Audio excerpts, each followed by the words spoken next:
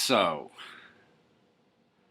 there was a terrible shooting in Charleston, South Carolina, that was allegedly supposed to start a race war, but it did the opposite, which is wonderful.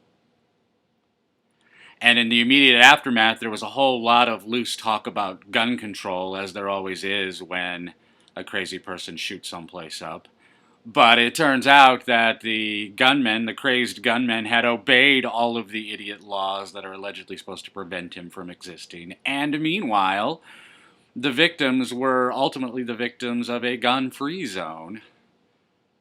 So the pro-gun control protections that were allegedly supposed to protect these people were doubly in effect. It was like he wore two condoms and yet there's still a baby.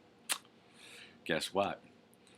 Two condoms can fail as easily as one. There is no accounting for crazy, as we have discussed before when these things happen. And ergo, everybody jumped off the gun control bandwagon right away, which is kind of sad because in the immediate aftermath, there was already the remark that had any one of those people been armed, things would have been different. And of course, the immediate counter to that was there would have been a bloodbath. And in reality, if we hewed to the position that the founders of this country took, and every responsible adult male at a minimum, every responsible adult went about armed all the time, events like this would never happen.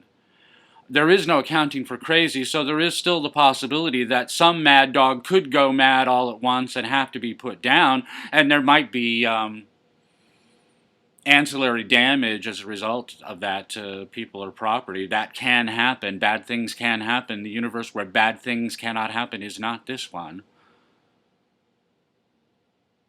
But in reality, most of these putative madmen are prudent enough to go to gun-free zones rather than, for instance, going down to shoot up the shooting range.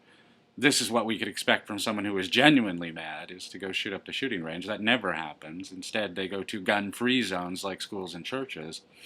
And therefore, if every responsible adult went about armed at all times, there would be almost no circumstances where mad dogs would need to be put down. And of course, they only need to be put down once, and therefore they vanish from our midst relatively quickly. As soon as they self-identify, almost immediately they're gone. But meanwhile, every predator who is prudent enough to avoid his own immediate demise would not shoot up anything. He would go back to tormenting squirrels because squirrels can't buy guns.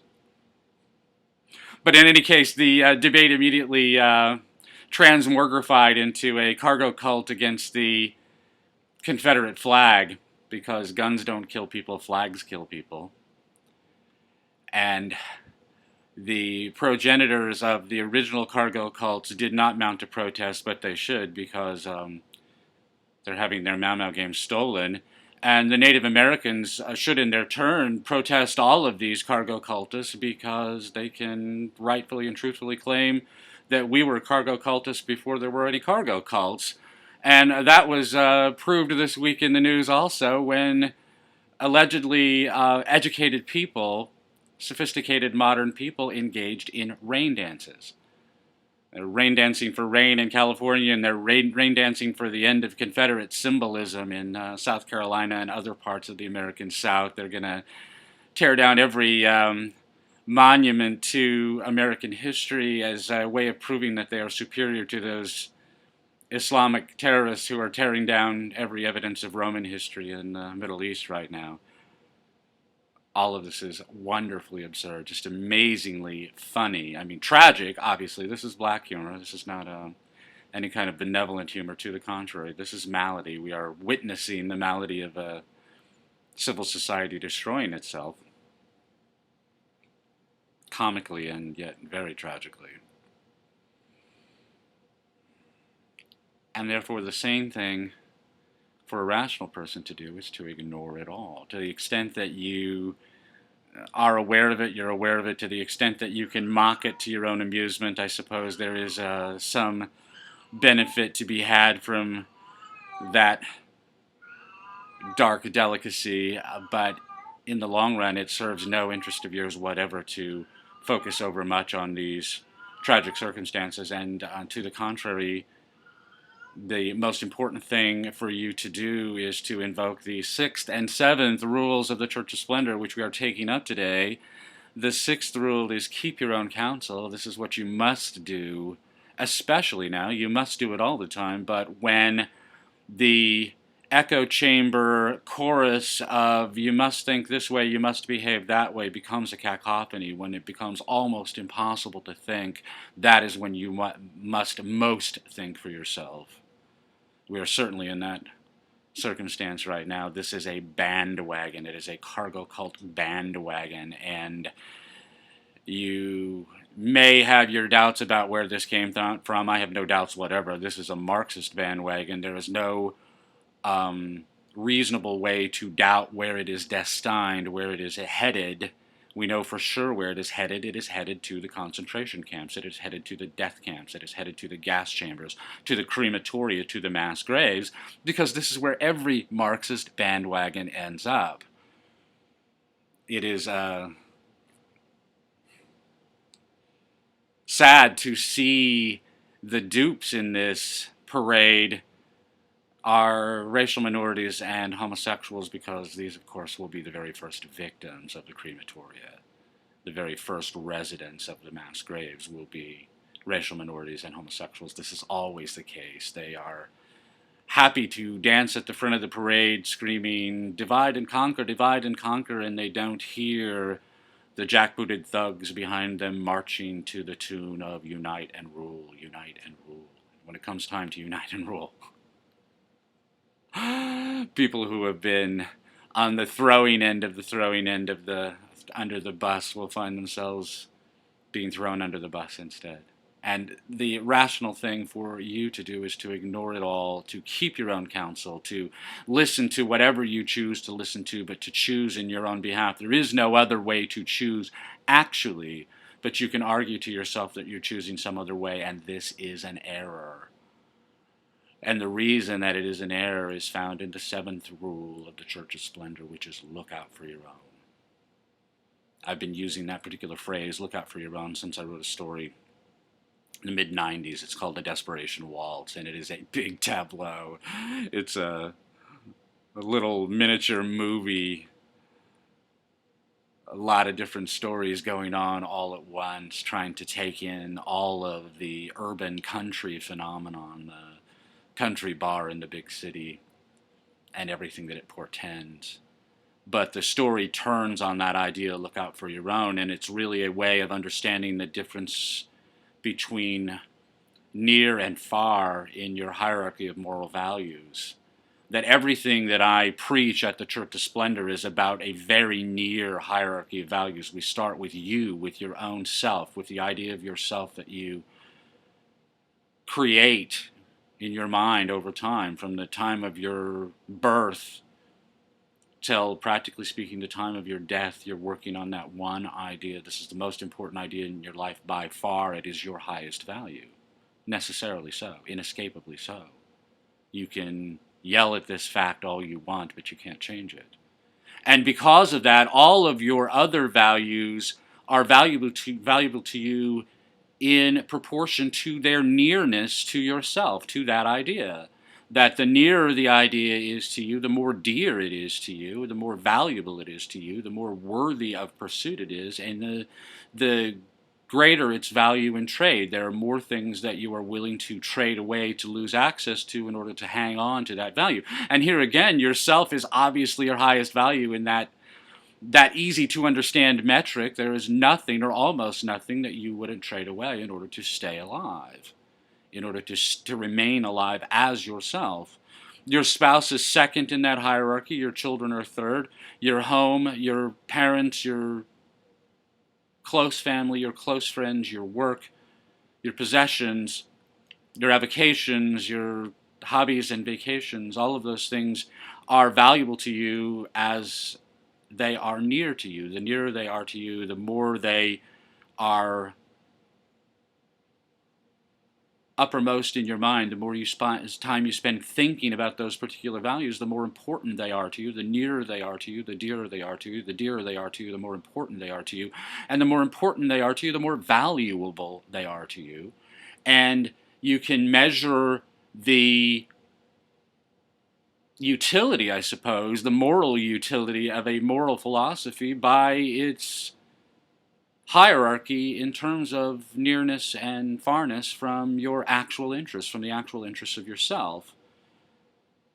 Look out for your own is a way of understanding that, a way of understanding that it starts from the inside out, that it is your values, the values of yourself that you are expressing, that you are pursuing, that you are upholding and maintaining, that you are treasuring and valuing and burnishing and working in every way you can to sustain and uphold. This is what it means to look out for your own. And everything that you hear that argues that you should do something else is aligned against your interests. This is moral philosophy that argues that you should commit treason against your own interests in behalf of the person who's promoting the doctrine. This is an error. This is an error. This is the most seriously consequential error that any human mind can make, and it is the one that most human beings make most often, almost all the time. You spend your life, your entire time alive, driving that self. You are the driver of that idea, and that idea is the driver of you. You and the idea are essentially the same thing, except it's the idea that makes you what you are. It's the idea that makes you what you are next, what makes you what you are tomorrow, makes you what you will be next year. That idea drives you, and to the extent that you drive that idea by keeping your own counsel, your life will be satisfying to you. It may not be ideal from somebody else's point of view. It may not even be ideal from your own point of view, but it will be satisfying to you because you are in control. To the extent that you attempt to surrender control of your life to other people, to the extent that you attempt to assert control over other people's lives, to the extent that you argue to yourself that whether or not you are the driver of everyone else's life, everyone else is the driver of your life, to that extent your life will be unsatisfying to you. It will be unhappy, it will be unproductive, it will be unproductive of joy, of splendor. It will be a waste of life. Do you want to argue trans-aborted? I don't know if I want to argue it or not. This is something that I'm really kind of avoiding talking about right now because it's horrifying to me. Maybe next week. But what would a life of a trans-aborted person look like? It would look like someone who is desperately trying not to drive his own life. Whatever argument he makes about what it is that drives his life, he is trying desperately not to take control of that vehicle, that life, not to seize that wheel and to take his life where he wants it to go. He can argue that other people control him. He can argue that malign fates or some form of determinism, blah, blah, blah. There are a million and one excuses for human failure, but the only real human failure that there is the failure to drive your own life, the failure to keep your own counsel, the failure to look out for your own.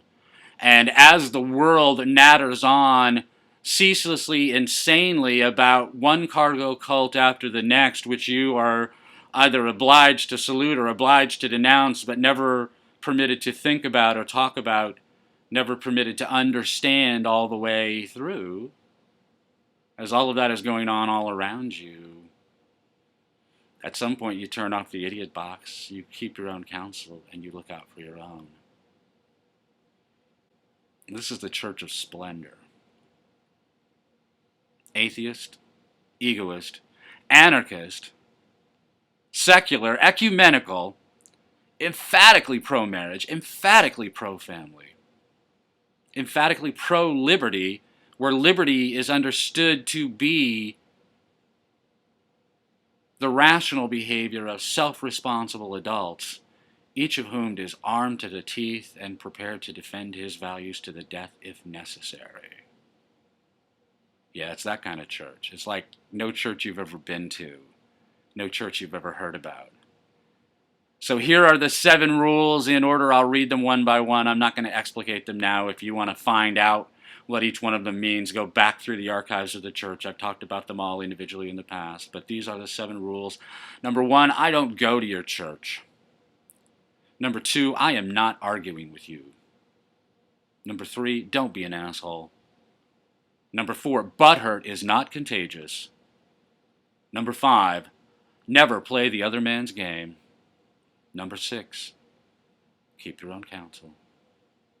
And number 7, look out for your own. I don't know that there'll be any other rules. I like the number 7. I don't believe in luck, but I like odd numbers. I like lucky numbers, 7, 11, 21. The rules of the Church of Splendor aren't organized. They aren't systematic. They aren't cautious in any way, whatever. It's simply a list of guidelines for sustaining the integrity of your own mind, for keeping your own counsel in order that you might look out for your own. It's Ebony talking to you. Ebony's with us every week at the Church of Splendor, and I'm so glad you are too. I'll talk to you next week. Thank you.